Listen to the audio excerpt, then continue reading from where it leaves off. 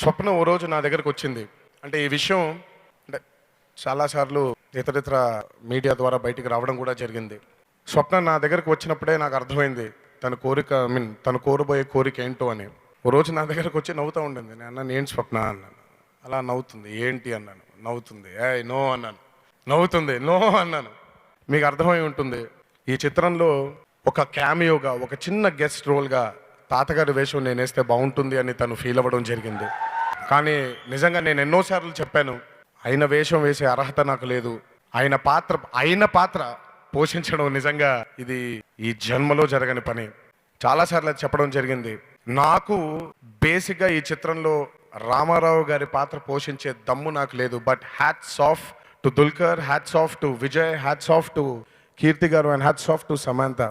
ఒక్క సెకండ్ కూడా ఆలోచించకుండా దీన్ని ఒక ఛాలెంజ్గా తీసుకొని ఈ చిత్రాన్ని తెర రూపం దాల్చి మీ ముందుకి తీసుకురావాలి అని చెప్పి వాళ్ళు పడ్డ కష్టం అంతా ఇంత కాదు.